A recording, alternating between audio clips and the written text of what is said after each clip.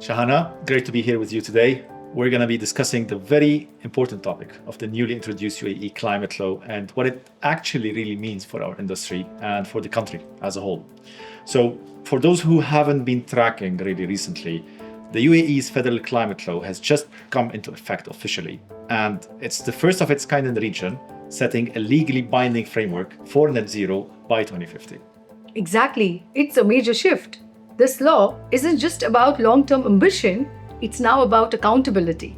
It mandates emission reporting, encourages carbon budgeting at a national level, and is pushing every sector to rethink its impact.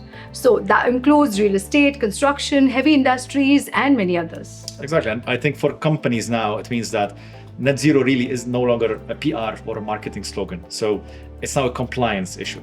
So the government will be expecting some very hard data, I think baselines and targets and reductions and some real strong performance proof. We are already seeing the effects. Developers are asking for embodied carbon assessments at concept stage.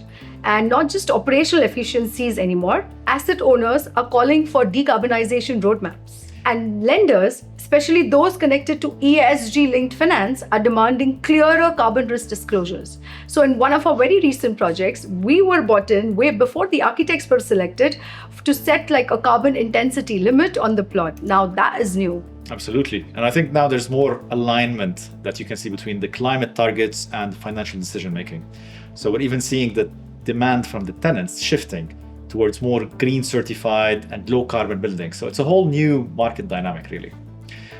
Even asset managers, we're seeing them calling more for retrofits. So there's pressure from both ends, I would say, regulators and tenants.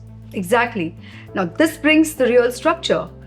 Think carbon budgets, mandatory reporting, and accountability. For example, if you are a master developer or even a public sector entity, you will now need to track and report your emissions formally.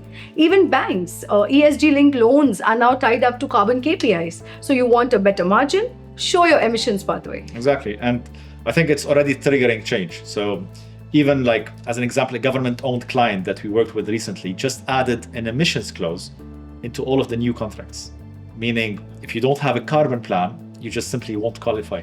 So I think the big question here is now, what do organizations in UAE need to do in order to be ready for this new era? The answer is very simple, Mario. It's a three-step process. First, know your footprint. Whether you're a developer, a consultant, or a supplier, you need to understand your emissions across scopes 1, 2, and 3. Second, set a credible pathway for reduction. That means carbon roadmaps, energy transition strategies, and procurement policies that screen low carbon materials. And third, embed climate strategy into core business operations, not just as a side project. Absolutely. And that's the most important part. So really act on it. It's not enough to have a plan just sitting there on a server in a cloud. What we're already doing, whether it's regionally or globally, is helping clients design with carbon in mind. So setting baselines, modeling scenarios, embedding net zero pathways into the master plans, into building designs, and really linking all of this to reporting frameworks like ISSB and TCFD and other compliance tools. So tell me, Shahana, what's the key takeaway here?